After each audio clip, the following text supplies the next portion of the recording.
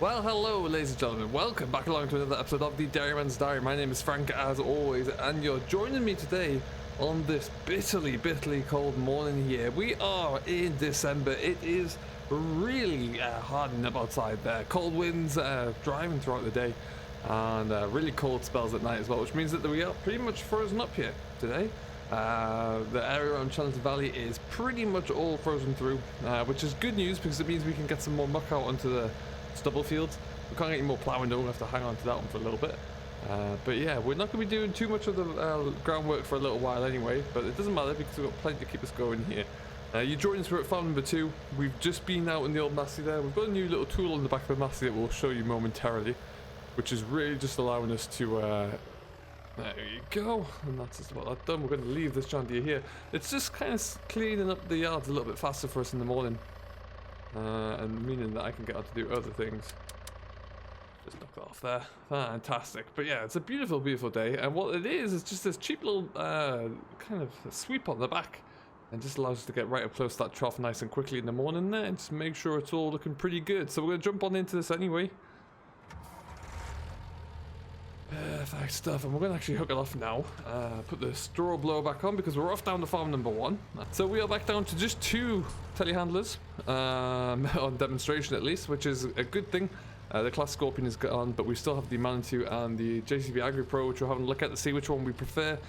So we've been using those to do various different tasks this morning. We're going to continue with that as well. Let's just get this. Oh, we need to go back a bit more there, Frank. That'll do. There you go. So we're going to get this taken down to yard number 1, and we'll get some bales stuck into it. We'll be able to kind of get us off going there. Let's just get some of these lights off. Just want our road lights on there. Fantastic, and off we go. Our winter barley we're able to get into the ground here is not looking too shabby. It's coming through at least. It's all you can ask for at this stage. Got a couple of fields of that around here which are looking good. We're going to get ourselves down to the yard, which is just down the hill, where we'll be looking to... We're going to be doing a bit of a cattle run this morning. Taking some of the old girls away to market, and we'll have a look into those and just kind of have a bit of a play around as well.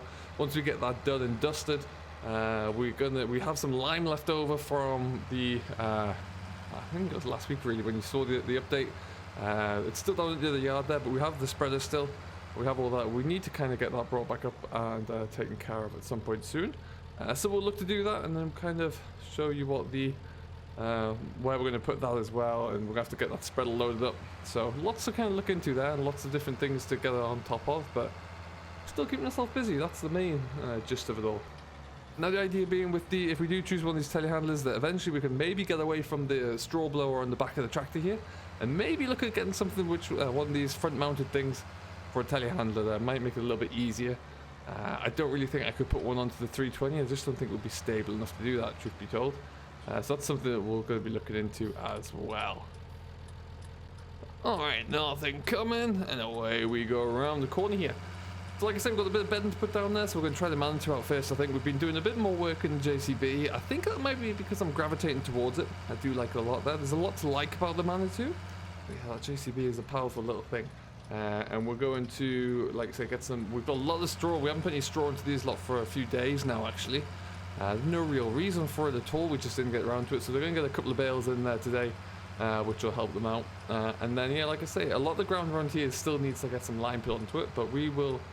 we're not going to be... We'll get that done. It's probably just not going to be today because we are coming up to market. And it's usually... I don't take many animals away to market there. It's only kind of some of the older herd members that we do take over. And today is going to be one of those days, really, where it's just a case of the timing is right. I'm going to take about 10, half a dozen, I think, and we'll see how that goes. We've got one bale there. We used a bale in the mixed ration, but we've got one more there. So we'll probably park about here for now.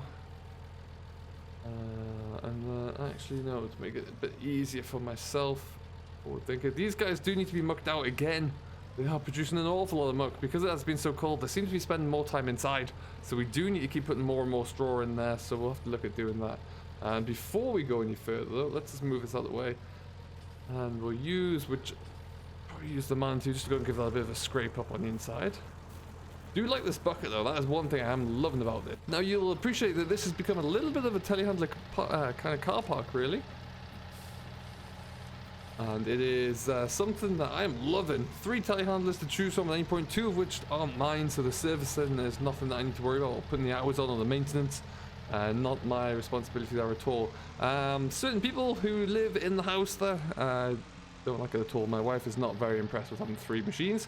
She doesn't seem to be quite so intrigued by them, so hopefully that we can change that perception at some point there. But at the moment, yeah, not so concerned about them. Okay, so just slowly take this up here without getting too close. Get myself away from this. Last thing I want to do is a whole load of scratch marks down the side of this thing. There was, for some parts of this journey here, or using the machines around this our farm setup, this would be perfect. You know, it's a lot smaller than the other 2 that we tested there. A lot more versatile as well to boot, but it is something that, yeah, would really consider. I'm going to leave that bucket there because what we'll likely do is end up sticking that into the feeder wagon when it comes around again. We'll soon eat all that up. But yeah, so it does have a little bit of versatility that I really do like there. But ultimately, you know, the Acme Pro, for what it is, does kind of compare well to it. What it comes down for most of all with me these days, because I spend quite a lot of each day in this, be it just feeding up in the mornings, shuffling things around, or if it comes down to a bit more, you know, of doing anything like mucking out for the day or anything like that. We do typically want to see a little bit more comfort, and I think the JCB has that just from my perspective. Let's make sure this is all hooked up here. There you go. Sadly, these things can do, or this particular model can do pretty much everything. It just cannot auto-connect, unfortunately. Now we're just going to take these guys here. Go. You can see we are rattling through the straw here. What we're doing at the moment is pretty much using all the straw down here first, and then the rest of the straw up at the other end there, that's going to kind of stay there until we use this all up, because the round bales are a little bit easier to get into this feeder at the moment. So that's kind of why we're doing it there. And we'll get these all loaded up there, get this all bedded up, and then we will get back to you in just a moment once this is all done, because we really want to get cracking along with some, with bedding up, or with taking some of these cattle away.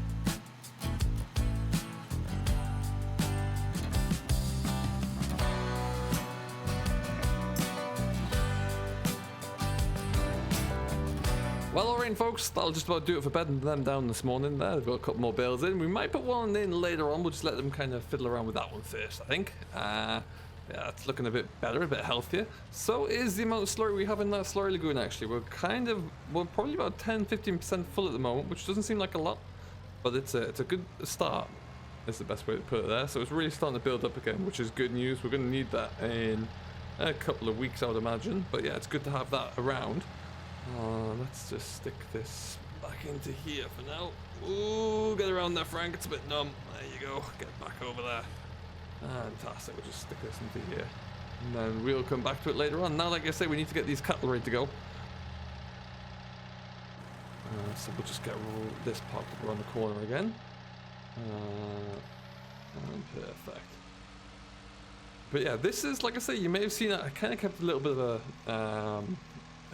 a time lapse there, really, if you will, of how we got on. It's nice. I just find it's a little bit jerky for me at times, so I don't know if it's how I'm using it or what, but I just don't quite get on with it quite so well. But that being said, the calves here are doing very well. They need to be cleaned out later on today as well, but we're in a bit of a time crunch now to get these cattle away for about 10 o'clock this morning there, so we need to get them down, but they are doing very well. We've got about 50 in there now, would you believe? So they're coming along fantastically well. Really can't complain there at all. John Deere, we're not going to get out plowing anymore today, that's for sure. It is very, very rock solid there, so we'll have to hang on to that one. Lime spreading, like I say, that can be a job for this afternoon, all being well. Hopefully that weather's going to improve. Let's fire this guy up. On the money every time. We'll just give it a minute or two to warm through that, and then we're going to get around the corner. We need to get this into position as well, so we're going to have to do a bit of maneuvering around there, but we'll get this all sorted out so we can get some cattle taken away. Okay then, so we got ourselves around that corner. Took a few attempts again, as always, it seems to, but we're in. We've got 8 in there now. We're going to take the old girls away, and we'll see how they get on. So we just need to get this all folded up. Click that hydraulic spool valve over so we can get that lifted up there. Should be that going up, and it is. Just jump over the vents. Wonderful stuff. So yeah, like I said, we're going to just take a few of the old ones away just to make sure that we continue to bring in some new, fresh bloodlines into the herd, really, which we'll be continuing to do there, but also just to make sure that, you know, we do keep some of those calves that we do breed here, so we're able to kind of introduce those into the system and just kind of these. I'm not sure if these ones are going to go away to a factory or to another farm. I don't know, but quite often I do make sure that they go to another farm somewhere, so they do get a nice little a couple more years, but just not within my herd system, really. That's the plan there. So we've got to take these down because it's getting close to 10 o'clock in the morning. They want them all there by between 10 and 11. So if I get them to the front of the queue, they'll be pushed out into the lot first as well, which means there'll be a better chance to get a better eye or a larger potential sale there, really. So that's what we're going to aim for here. It's not much of a drive. It's probably only about a 10-minute drive away from here. This is my second trip over.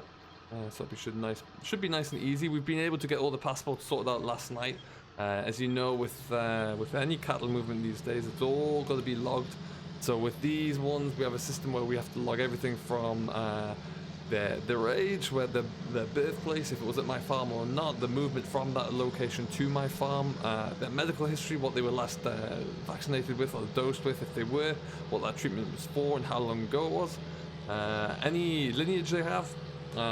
So if the bloodline where that came from, and also if they've if they produced any more calves whilst here, and if they did, the respective tag numbers for those calves, etc., etc. So it does all kind of tie in, and it's a real kind of tracing passport, really, which all livestock have to have with.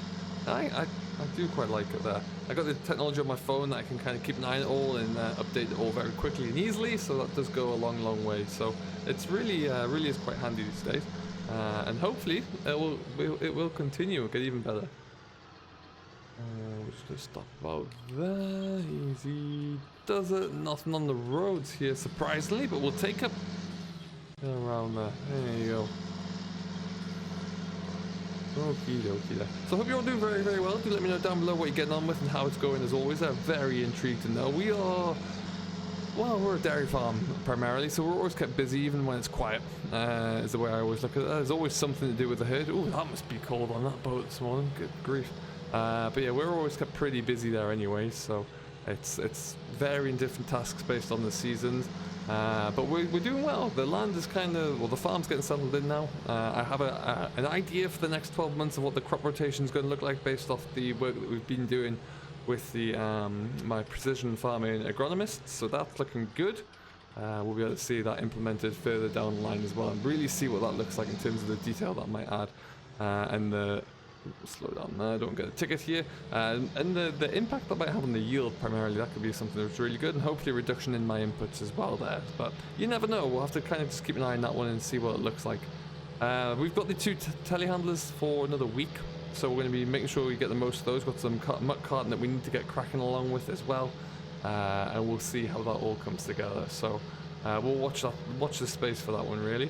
And then yeah, there's just like lots of little things to keep going with really, and hopefully we can kind of get everything ticked off and done. But we are going in here, so we're just going to go around this corner. Oh, bounce, bounce, bounce. Okay. And then we're looking like we're nice and early. There's not a lot happening here, which is interesting.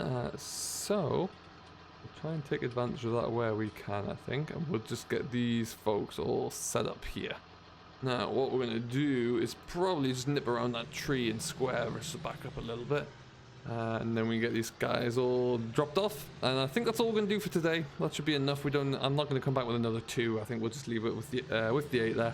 I'm happy with that. We'll see how the price goes and see what the appetite's like. And then if there is an appetite there, then we can always bring them back. This is the second time we're using the stock trailer. I absolutely adore this thing. It's fantastic. Very simple in its design, but very, very effective for us. So that is always good. There we go. That should be us about there. And goes the drawbridge, and we're going to have a look at these folks and get them all unloaded and try and find someone to get some documentation signed off for. So we're going to leave it here for now then. Thank you ever so much for watching. I do hope you have enjoyed as always. My name has been Frank. This has been a very frosty day and a frosty start to another episode of A Dairyman's Diary. But until next time, do stay safe, enjoy what you're doing as always, and we will see you later. Catch you later.